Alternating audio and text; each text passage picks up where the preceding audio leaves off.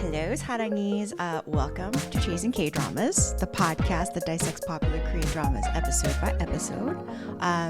We dig into the characters, themes, and everything in between. Y'all, we're doing a little something different today. Little something different. I know, and it's a little impromptu too. I kind of like this. We're just like, let's just throw something together. But as y'all know, the very anticipated drama from Disney Plus and NBC called Perfect Crown is out now. And we decided that we're going to watch and we're going to give you guys very, let's say, just like quick reactions. So this isn't going to be like a normal episode. We don't know how long it's going to be. Let's see how this goes. But it's going to be shorter, snappier, and then it'll be coming to you right after. So as soon as we're done, I'm gonna post it, which is like wild. Oh, Unnie. Okay, she's working in live television. All right, live to tape. And then I think end of this month, I'm gonna be gone on the road, like traveling, not on the road, but Dulce, you're gonna be on the road. I will definitely be on the road. I'm going to be in Las Calles. So I just got back literally 3 hours ago from the Big Pine Comedy Festival. I was there over the weekend. So I'm so glad I brought my laptop with me because I never bring my laptop with me while I'm on the road because I'm afraid something's going to happen. But I'll be too busy. This podcast is making you, Christy's forcing you to bring my laptop up that and my newsletter because I tried to do my newsletter on my phone and I about lost my mind. So I was at Big Pine over the weekend in Chandler, Arizona. So it's like a suburb of Phoenix. I did not see a single pine. No, there are no pines in Arizona. I don't know where these trees are, but on this Thursday on the 16th, I'm going to be doing Wait, Don't Tell Me Again. Yay. The NPR News Quiz. I'm going to be in Chicago. We love it. On Thursday, and it's going to come out on Saturday. Okay, and good. then I'm going to be at Rooster Teeth Feathers, April 23rd to the 26th in Sunnyvale, California, so like right outside San Jose. And then I have my Netflix is a joke show. Y'all always wonder when I have like LA shows. Yes. I have an LA show on May the 8th at the Hollywood Improv Lab. Please come, please show up, please show out. And then I'm going to be in Baltimore on May 20th at Magoobies, and then the 21st to the 23rd I'm going to be at Arlington Draft House, and it's all in May. And then May 28th to the 30th I'm going to be in Royal Oak, Michigan at the Comedy Castle. Nice. So yeah, your girl is out here on the road, and I'm going to be doing they show 25 words or less. I'm going to be doing a taping for that. Okay, cool. And those tapings are crazy. We do 6 of them in a day. So, oh my God, that's insane. If I ever hear the word synonym ever again. So the plan is Perfect Crown, the run is only 12 episodes. So we're going to try to do this. So we're going to talk about episodes 1 and 2. So we'll try our best to watch when it right after it airs. And then we'll do this as soon as we can. So we'll talk about the 2 episodes. But yeah, it's going to be a fun little experiment. So that means I'm going to have to start bringing my podcast equipment on the road with me. Which was always on the plan. And then I think I'm going to bring my stuff. I'll just bring it to Europe. We'll just see what happens. Or you know what? Europe, if you can't do it, when me and Josh had our podcast, we were in London doing a TV show. And we thought we were going to have to record our podcast, but they were just like, oh, never mind. And we were like, oh, thank God. But no, I can bring my podcast stuff. Or what we can do is, if you can't do it, if your schedule is too crazy, or if I'm like when I'm like when I'm on vacation, if I can't do it, then maybe we just try doing solos. We never done it. We'll just experiment. We'll just talk to ourselves. Also, it would just be like straight into the phone. It'd be like, hey, I watched it. Literally. Because here's the thing, like there was a show on Drama Fever that I did not get to finish because R.I.P. Drama Fever. Who knew that Yahoo buying something could? I'm sure it's still available. I'm sure the show's available somewhere. Well, I've looked. It was like Modern Tales of a Key Saying or something like that, or a girl who was like a modern key saying. And so there was a boy trying to. So that was the closest I've had to like this like older like Chosun era things coming into like the modern day. Modern. Because I can say when I didn't know how it was gonna go, but when I saw the court lady outfits, like it's such a modern. You knew I was gonna love this. Like it's such a modern update, and honestly, Yeah. it's like this is just proof that like colonialism is trash. Because if the Japanese If hadn't this would have taken just over, happened. If this only. Yeah, it's fictionalized. It's a constitutional monarchy. So yeah, I mean, if the it'd Japanese been didn't nice take to see over, a maybe we could have kept it. well, it would have been nice to see a constitutional monarchy that wasn't in Europe. I know, it would have been really interesting. Isn't that this case in Japan though? Japan's a constitutional monarchy. I don't even know if it's constitutional. I think it's just figurehead. I don't think they You do. know? They don't do I it? don't think they do anything. But you know, the princess, she married a commoner, and she like had to look like Yeah, she had to give it up.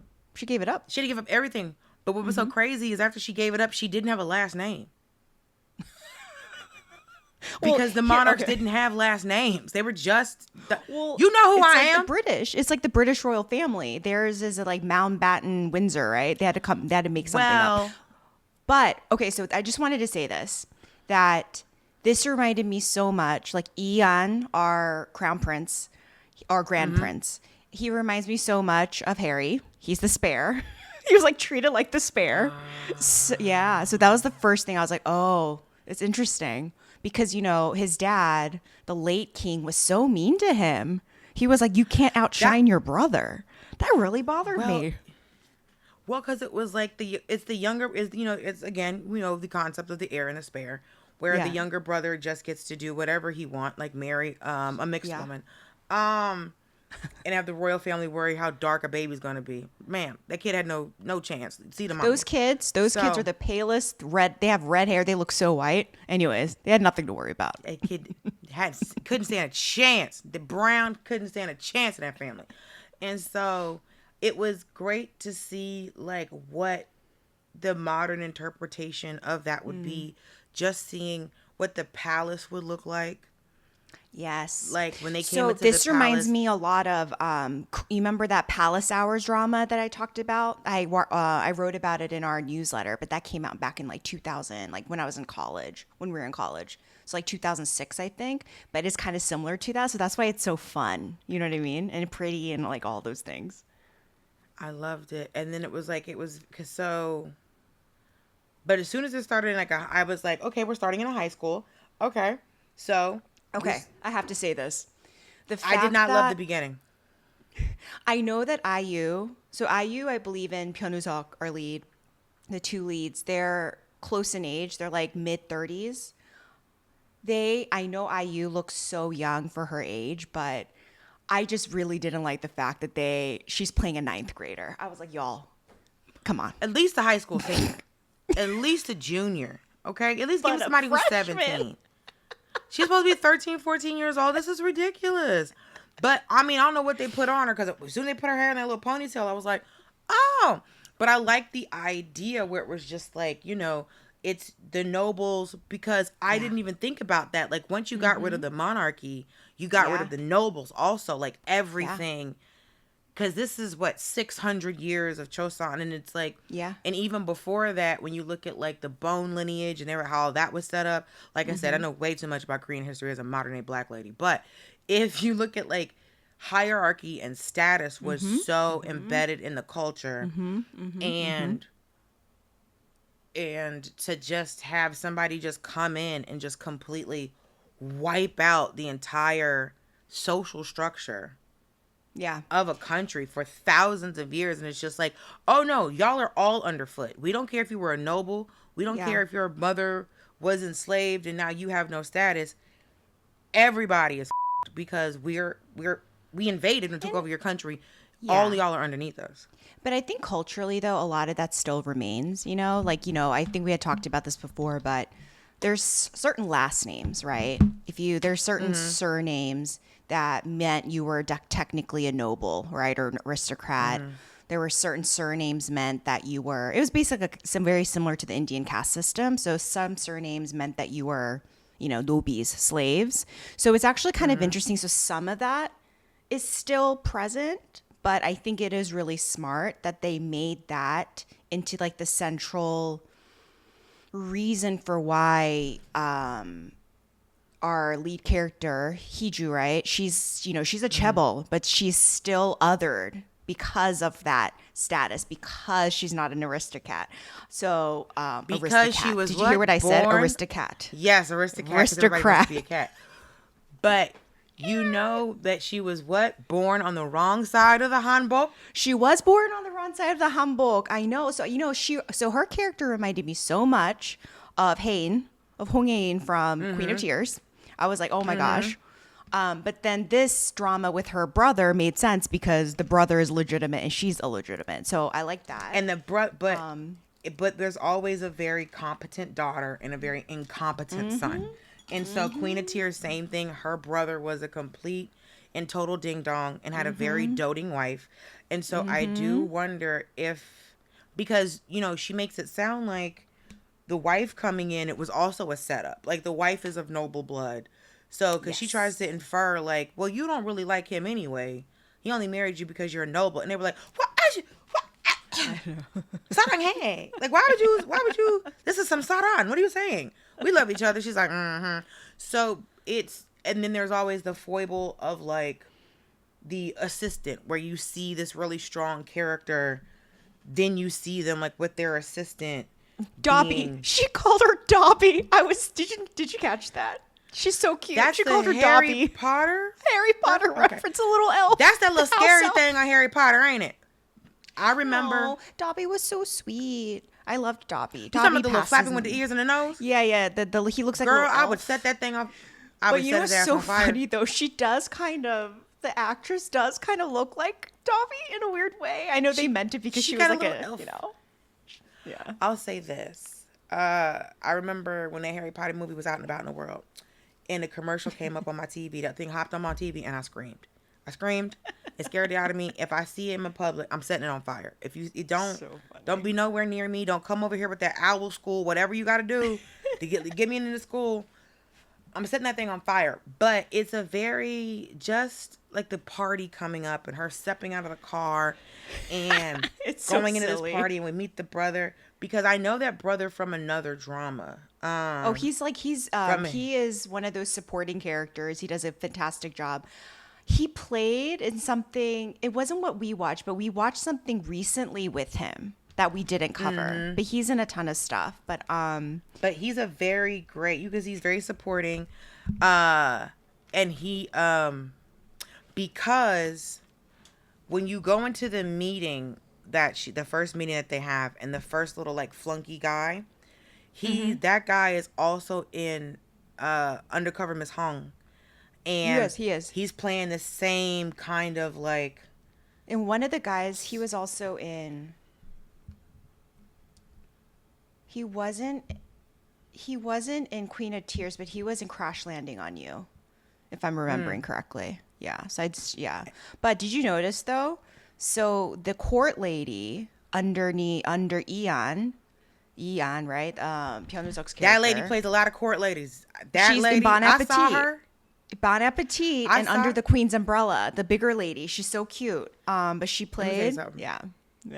Once I saw her, I said, "Oh, this is legit." Somebody did their research. And then also Lord In-pyeon, who is related to the Queen Dowager, right? The dude with the silver hair. He's our chef Bon from Appetit, Bon Appetit, Your Majesty. And he plays a ton of villains too. So the supporting cast is is amazing. I saw him because I was like, this man is legit legit brown. And then I saw him against the lead actor Eon, and I saw him. I was like, oh no, this man legit brown. This is a brown man. He is. I was like, but he's so cute. And then you saw the Prime Minister, our boy Angel Neem. He's moving on up. Steve No is moving on up. I have a lot of thoughts if you look him up on Google, it's only his Korean name. I know. I like Steve No because he was in Pachinko and he grew up, we did our deep dive. He grew up in Canada. Oh, you could tell this is you can tell he's been exposed to the food additives of the Americas. He's so good looking. I'm so happy for him. But I have a feeling, so I guess we're kind of skipping over to like the second episode, but a couple things. I am frustrated with the fact that like she never even thought to get with him, because let's be honest, if you're trying to move on up, you don't want to be with the prime minister of Korea. Like I would rather be with the prime minister of Korea than, the regent. You know what I mean? He doesn't really have that much regent power. Grand Prince. That actress who plays Debbie Mama, I watched Queen her Dowager, in something. stunning. Okay, so her name, I had to Google her because she was so pretty, because I didn't know her that well. Kong Seung-yeon. She is the older sister of this girl group gal in Twice, Chongyeon, who's like super cute. And I was like, oh my God, they're related. She is stunning. Like, what did I just watch? So elegant. Like good for her. But this is interesting too. Flower Crew. That's what it was. The Flower Crew agency. Yeah, Chosen. Yeah. Yes. Yeah. Okay. That's what I just watched her in. So I wanted to say this because, I was cruising the Reddit, right? Just like trying to get a temperature check of how people were reacting to the show. Mm-hmm. Someone from Korea was like, oh, it's kind of unrealistic because historically there would never have been a male regent. It would have always been the Queen Dowager or the Queen, which is kind of similar to European culture as well. So I thought that was a very interesting thing to point out. So yeah. Well, because I was confused because as somebody who watches all of the saguks, I was like, it's always the Queen. Yep. Why would the Grand Prince be the regent? That means technically he's running the country. The regent is always the Queen Mother. So I was watching it because I was like, when I saw the little boy, I was like, oh, the mother's the regent. And then when they said, well, where's the regent? And I went, she's sitting right there. What are we talking about? I know. Yeah. So a lot because this is a conflict of interest. Yes, because the whole point is to protect him, right? So if you think about it, like if you want to protect the baby prince who's going to become king, why would you openly invite the rival? You know what I mean? Of course, it's going to be the uncle who's second in line or whatever to the throne. The uncle is always killing the uncle. Yeah, uncles always kill the king. Yeah, I know. And it's usually Debbie Mama's older or younger brother. So it's either Oraboni or Dong Sang, who comes in and trying to kill his nephew because he's always the left state minister. And so for him to be the regent, not only is it unrealistic, it doesn't even. Not only is it's unrealistic, it's not customary, but it also doesn't make sense. Because I know. That means that he has more power than the sitting king. You make the mother the regent. Exactly. Because she's never going to be the head of state. So then you kind of understand why the Queen Dowager has her panties in a twist, just because, I get it. Like, well, first, it's crazy that her lineage, 4 queens have come from her bloodline. He said there's a certain amount of confidence that you have when 4 queens, because when you look at it, I was like, who are the? Because if this also, family, how are they not anemic? How do they not have that disease, the blood disease? Well, because what I think what's probably happening is that it's just the same family. Not the same. You see what I'm saying? It's the same. It's like the same clan. Maybe it's the same clan. Same clan. That's what. Sometimes with these translations, because like I said, I don't speak Korean, but sometimes I'll be watching and be like, that's not what she said. And then that's not what she said. Sometimes they translate stuff, and I'm just like, just say that she said Nuna. Like, why are you saying this person's name? I mean, because when you miss little things. I think the translation, I think it was correct though. They basically said that she comes from a line, like her family has produced 4 queens in the past. You're just like, okay. But I watched another show where it was like that, where it was like, it was too. I think it was Kim Min Suk, I think was the actor, because I love her. That's actually the thing about, but she was on a show where she was saying that her family produces queens. Like if you're good, because at one point she was like, they were going to do like the marriage selection, and she was like, my niece is here. No, what are you talking about? Yeah. So my niece is here. We're not doing this marriage. I'm not getting 50 broads to come in here. Get my niece a yellow top and a red skirt, and we're done. I'm not doing this with y'all. Yeah. But I thought it was very, very interesting how, and we'll get more of the backstory, but I was very curious. Well, a couple things. I think when it comes to Queen Dowager and the former king or his brother, I'm curious who put the palace on fire, because it's a little It may be like they may be trying. It may be like a red herring where they're trying to insinuate that maybe it was her who put who started Who the set the fire palace because on she was fire? upset, right? Because she's upset Because her that he's going husband to was trying abdicate. to abdicate. Kate. So maybe she did. But I feel like that may be a red herring, though, to make people think that it was her, to be honest. It may be something else, but curious Well, about that.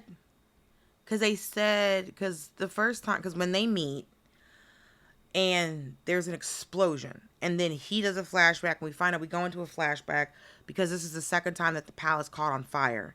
Yes. So this is And, from first but they were, episode. Yes. Right, right, right. right. And so they said that, but they were, but I couldn't tell if it was like, if the first time was an explosion or I was I think trying the to first figure time it out. was a fire. It seems like it was just a fire because Right. it cuts very quickly. It's basically like she has a sheet of paper where he's abdicating. She puts it by the candle. She lights it on fire, and then all of a sudden it just jumps throws and it. like she throws it, and then the entire place is caught on fire. So we don't know if like that caused it or something else. Like she did something or someone else did something. But I'm curious to why he wanted to abdicate.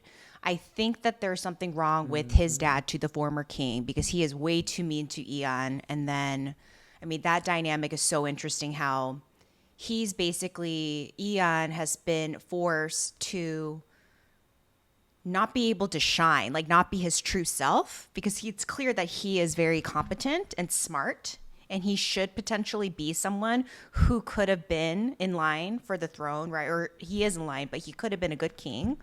And then I like the dichotomy between him and then Hui-joo, because Hui-joo is also kind of like she had to suppress a lot of her things. Well, it's not that she suppressed it, but society didn't allow her to outshine. So she can't outshine her brother. So it's kind of like they're put in the same place. And I think this is why he is interested in her. So even when they're younger, you can kind of tell like, you know, he's curious about her because she's so daring and all these things. And she's like constantly wanting whatever. Like she goes for what she wants, you know? But he can't do that. Well, because originally you find out that the school that she's at is only for the sons of nobles. And then for the first time they opened it up to everyone, right? And then that's what allowed it. So which is cool. And I think the so- king allowed it to open. But And I think it's going to be interesting to see if that bully ever pops back up. oh god, Because go away. also, but the I was also confusing because it was like the bully was age appropriate, but the rest of them weren't. And so I'm like, I know. can't tell. That really, I don't know. That felt they could have done a better job with that. You know what I mean? But the actress, I like her. I like what they're trying to do with her. But I think you're right. Because once I saw that the prime minister was her homeboy, I was like, and them sitting at that dinner and him obviously being interested, I'm like, they done made this man a second lead. Man, I know. I have not second Angel lead Lim being a syndrome. second lead. I know. And then I was like, oh my God, is this like another Sonu situation where he's just like pining and doesn't do anything? But I also think though, I think he is going to be an ambiguous character as well. Like, I don't know if he's good. You know, like, usually in these things, like the prime minister isn't always on the side of the monarch. Find out that he is. Because this might be another left state minister, prime minister situation. That's what I'm saying. Because remember when the scandal first started to pop off, and they're like, "We need to say something," and he goes, "No, because this will cover up the minimum wage freeze." Yes, so he's not. So he's a little sketch, you know. So I think he's playing politics because he's need playing these scandals. politics. He's playing politics. I think he's going to be morally a bit ambiguous. I think what's going to happen is because he likes her and then they end up getting married, that's when he gets his jealousy hits, and then he's going to start doing like weird shenanigans. He's going to we could predict all these dramas, right? But I think he's going to probably team up with the Queen Dowager, and there's just going to be some like weirdness that happens. But I'm very excited to see the battling between the Queen Dowager and Hui-joo because I feel like they met each other's matches. So that's going to be like court drama once they get married. But I thought it was really cute. So, oh, sorry. I think they might get, because, okay, So her going from I don't want to get married to okay, I guess I do have to get married. Okay, I don't want to date any of these guys. Okay, you know what? I should just marry the Grand Prince. And it's just like, wait, why didn't she even consider the prime minister at all? I know. That's what I'm saying. So I just don't understand why, like, that's a bit of a gap because I think, or it just shows her personality. Maybe she's just so like, she's so confident. She's like, She's so "Fuck it." confident. There's so much ego, but also but I think it's like maybe she's so rich that the king might be like the Grand Prince might be the only one that like matches her. But Because it's when she interesting goes to though, him- because but here's the thing though, right? Her sister-in-law and her dad's trying to set her up. Her dad is actively trying to make her date someone beneath her because he doesn't want her to be too confident because he needs his son to take over.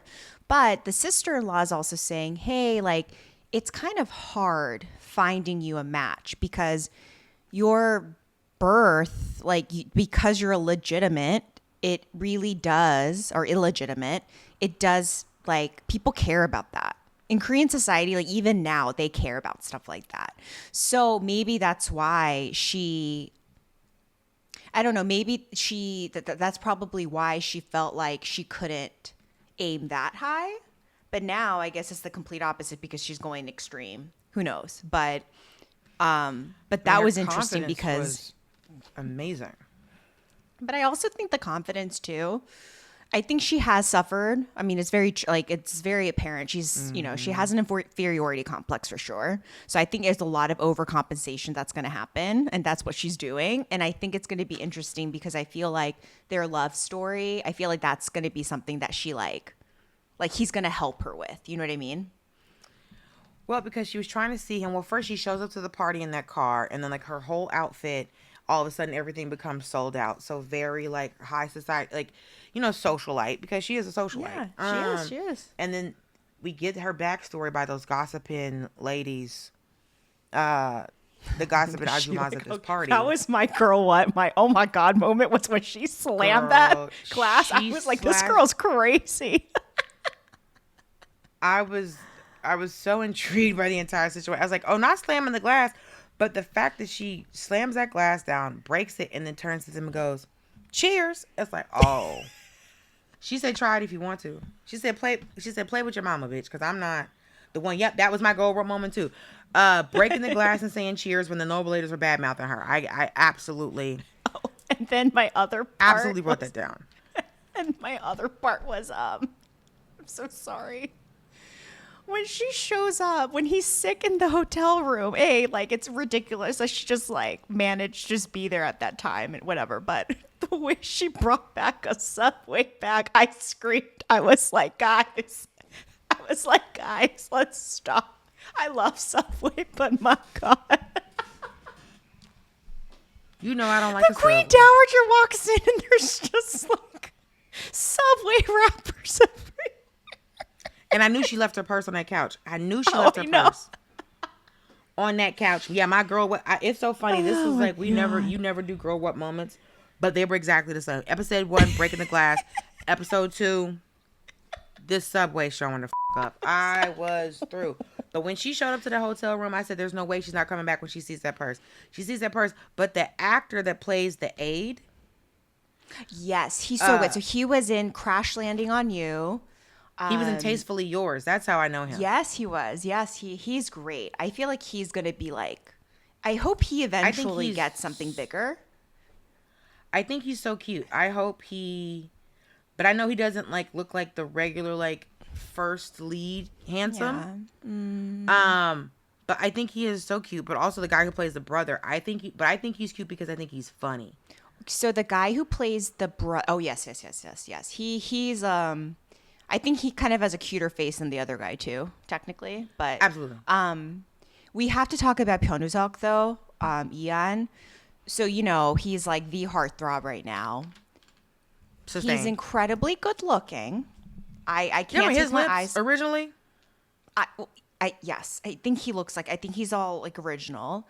I do have to say one thing that did annoy me was I felt like the drama was really milking him. I get that he's hot, but the first minute there's the shower that scene. gratuitous shower scene, and I was like, The okay. first time you see him is his back. Like, the first time he shows up is his back. And I was just like, y'all couldn't, honestly, but I was like, you know what? It's a This is nice how they back, do women. Run it. Run it. You know I love it. Listen, you know I love a man's back, arms, shoulders. Okay? I like the load bearing parts of a man. Let me get here. Let me get forearms. All of this. I'm all of this. I'm Also, here. Also, when this made me laugh too, when the Queen Dowager goes back to his hotel, he comes out shirtless. I was like, ah, or like topless. He had his like, jacket open. I was with like, the what is robe that? open. The robe. And he was like saying to the aide, "Tell her I'm not dressed." I was like, "What is this intense eye contact? What is going on right now? Was this ever a thing?" But I can say sometimes when you watch some of those historical things, if there's a rival between like in-laws, where it's usually like the wife and like the brother-in-law, the brother-in-law always pulls a stunt like this, where it's just like shirtless, like, get out of here. So it's just like modesty is the only thing that will get you out of my space. Like, I'm standing here with my shirt off. You are married to my brother. Beat it, bitch. But it was also weird where he was just like, when she comes back, he's just casually talking to Hui-joo or to Hui-joo. Hui-joo. And she's just like, that's why I love where she was just like, oh. When I laughed so hard. She was like, whoops. And then kind of just went into the bushes like Homer Simpson. Like, but you see, because like she's doing everything to make him fall in love with her. Because first of all, the proposal. When she proposed to him, you know that bothered me. And so that's the cliffhanger. She shows up with the proposal. But I also liked, he rejected a meeting with her 6 times. I know. And was describing this and describing that. But when she said, I want to meet my senior alum. Yeah, my 선배님. And he calls her Hube. Yeah, his junior. Because we all know it's Sunbae. And so Hube is junior. And so I was like, this is, it's not just cute, right? But it's also not like acknowledgement of rank. It was, because is it making it where like she's coming to him as herself, or is it her coming to him in a humble kind of way? Because I was just trying to, because like emotionally I got it, but like logically I was like, what was the significance of just saying, hey, I'm the head of this company? Because I understand, but like I don't know how to explain it, if that makes sense. Because it was endearing when she did it.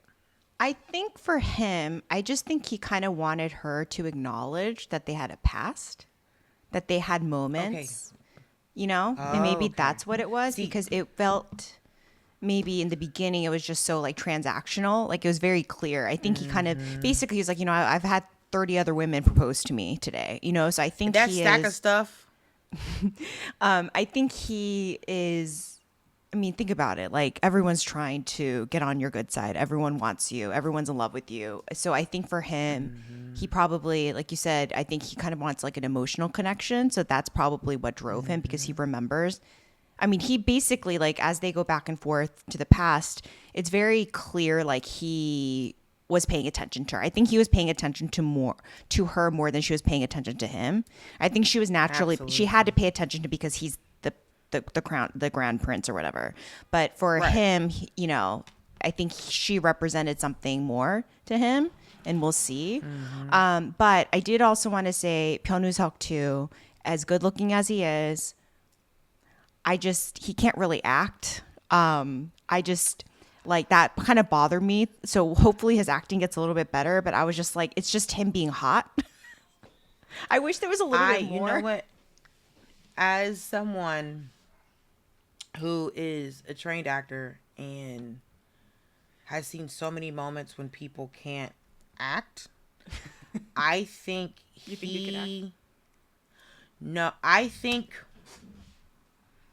I think he knows how to convey a moment. You see what I'm saying? He knows how to, he's one of those people, right? And we've never wanted to say this, but like, Denzel Washington played Denzel Washington Very well. for 30 years. Mm-hmm. And then he did Training Day. And very well. But Denzel Washington played Denzel Washington. You see what I'm saying? Mm-hmm. Like, it's like, Kurt Russell played Kurt Russell. Goldie Hawn played Goldie Hawn. I don't know what Ryan Gosling is ever doing. But I'm sorry. I have to push back. Ryan Gosling is a fantastic do actor. whatever you You want. need to see Project Hail Sure. Mary. It's so freaking good. Sure. I hope he gets an Oscar nom. Anyways, okay. I can tell he knows how to convey emotion. But I don't know if he's necessarily acting. You see what I'm saying? Like, if you've ever seen somebody... What I'm saying... I'm not saying that he's not... I know what you mean. No, Right. I think he's very good at... He's not acting in every single scene. That's what I'm saying. No. He just some has scenes he's gravitas. acting. Yeah. Some scenes he's acting. And then some scenes he's being handsome. So, like, in the scene... First of all, when he whips that fan out, so I was like... I thought about you. It made me laugh. I was like, oh my God, Dulce has her fan too. You know I'm here for a fan moment, baby. You know I'm here to just go, But when he kind of like pushes... And so there's these moments where he doesn't act the entire time. And so Yeah. I completely... So some scenes he's acting... Some scenes he's not. I know he was in Record of Youth, and then he was in Lovely Runner. I saw him in both. In both, again, like he plays very similar characters, just very, very hot, attractive guy. Lovely Runner, he was so cute. But I mean, I've seen him in other stuff too, and like I just don't think. I guess what I'm saying is, I think IU, who plays Hui-joo, I think she is a very, very strong actor. She has played... She is. Everything and anything. So I wish that he matched her a bit, because I feel like he's a little bit wooden, and I just, because again, I've seen him in other things and he's just not, I guess he just hasn't really improved. So, and I also think that this may not be his fault either. I think that they are purposely doing this, whoever, like the writers and the team. But I don't think it's like when you look at very like Leonardo DiCaprio and Johnny Depp could not act until they got older, right? So like when they were teens, they could act, and then they got handsome, and then they did the same thing, and then they got in their 40s, and then they could act again. So this is what just maybe happens that's with, like, what with handsome leading men. Well, they just like because like a lot of leading men, it's like they act when they first get in, and then they get to be handsome, and then they get to act again. So I think in 20 years they're going to let him, do something. But like they're going to let him act. But it's but I honestly, I loved him coming in the hunting outfit, and so it's just like you're already pushing against convention. I very much like it. I like very much how it's shot. The modernizing of the court outfits, the modernizing of the homes, because on the outside it's very traditional, but on the inside it's very modern. But it's so modern on the inside, it makes you think that it's not the same building. Like I feel like they did. It's not. It's very much not. But don't let me know it's not. Don't give me exteriors and interiors that don't match up. I watched because the windows don't match. I watched an interview over the weekend with IU and Pyeonwoo-seok. They were on Pingegyo, which is Yoo Jae-seok's talk show on YouTube, and they did like an hour-long interview. In this show, they were saying they filmed for almost a year, and they basically hit every single historical site in Korea. Every single thing, every facade. They were like, we were basically traveling around Korea for a year, just getting all this footage. So I think that's kind of cool. I'm hooked. Yeah. It's because what I like, because at first I wasn't sure how I felt about her character. And then I feel like they told me immediately what I should feel about his character.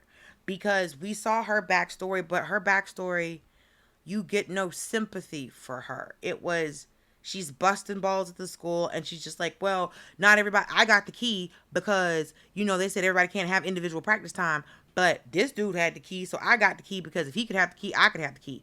You see what I'm saying? It's interesting. I felt a lot of sympathy for her. because I understood her character right away, because she's basically having to scream and fight for her position because of how it went, and it's something that it's kind of outside.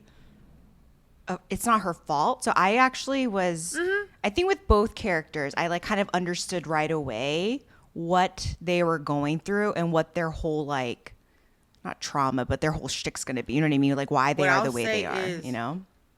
To clarify further, it's we're getting situational empathy for her, and then we're getting emotional empathy for him because he's the grand prince. So you can't really be like, oh no, he's a prince.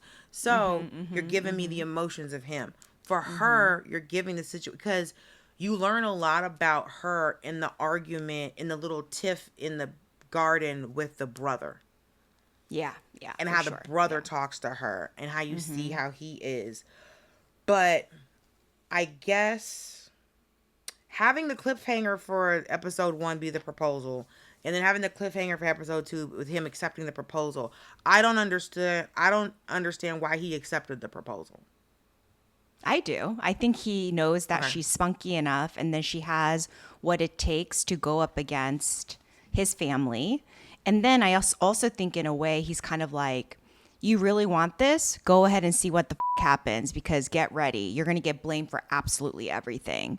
So I think there's a part of him who thinks that she could actually kind of take it. So he's curious to see, because his aide talks about how, like he brings up all this stuff in episode 2 being like, she seems really interesting. She's this, she's that. I'd be curious to see how she, if she's able to kind of handle the Dowager Queen. So I think that's probably why he did it. And again, I always think that he's always been intrigued by her. So I think we're going to, like, the backstory is going to come out. Maybe he's always had a crush on her. I don't know. You know what I mean? So but I said that because he said he wants to get married for love. Because also, I think that was a lie. I think he was just saying that to get rid of her. Yeah. Well, I also thought it was funny that, like, when she said, let's get married, and he was like, why? She had no good reasoning other than I'm pretty and I got money. Yeah, because to her, I'm pretty and I got money. She's like, it's to her, it's like that currency. That's the only currency she has, you know. But I did want to talk about the ratings really quickly. We just got the ratings. It's great. So, NBC has been in sort of a slump. So they're putting a lot of effort into. But the last episode, episode 2, hit 9.5 in Seoul and 9.5 nationwide, and then 10.1% in Seoul, which is great. So I think that's a pretty good premiere. I thought this was interesting. The writer Yu Ji-won, she's like a relatively young writer, but this script was selected in an NBC drama contest in 2022, which is kind of cool. Yeah. And so for those of you wondering how long it takes to make a TV show, it got selected in 2022. It's 2026 and the show was airing. So that was our first ever, our first attempt or our first try at doing this. I guess what should we call it? It's kind of like mini reviews. Right away, a mini review of a current of an ongoing drama. So, and we'll try to do. What? I was trying to think if I had like another little name. Yeah. For it. Give it a name. Let's see, because the other ones, like, we call it, because like the bonus. So we have minisodes. Like with minisodes, with the Unnies. Keeping up with the kids, because we got to see what the kids is watching. You know what I mean? These young modern dramas. Keeping up with the times, because we're a rewatch podcast, and so if we're doing mini reviews of the on-air dramas now, we're just keeping up with the times, just trying to figure out. So we have our regular rewatch, and then we're trying to figure out what's going on right now, because this just came out. It literally just came out, and then I'm not even kidding. I'm gonna cut this bad boy up. It's going live today. I have to do it. I have to probably cut it up a bit more for the social, but yeah, I feel like I think the Sarangees are gonna be surprised. But this is fun though, because it's just honestly like there's no planning. It's like we don't there's no 13-page outline. Kim. There's no 13-page outline. We're just going off. We're winging it.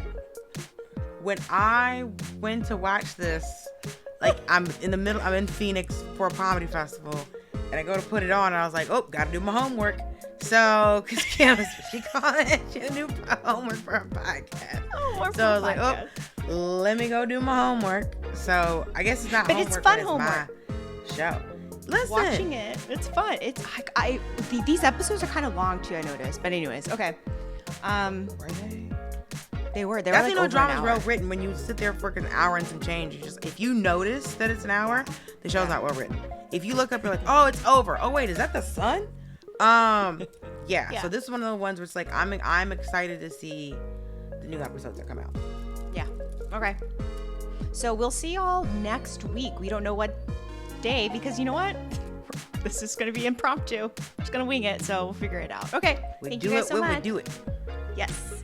Sarangees. Chasing K-Dramas is hosted and executive produced by Dulce Sloan and me, Chrissy Troy. I edit the audio and video, and our production is led by Thomas Yuen from TY Media and Go Get 'Em Productions. Our artwork is designed by Ice Cream. We're an indie podcast, and we're always looking for fun partnerships. If you're a brand that's interested in sponsoring your chases, or for your fan who just wants to stay in touch, please check out our website at chasingkdramas.com.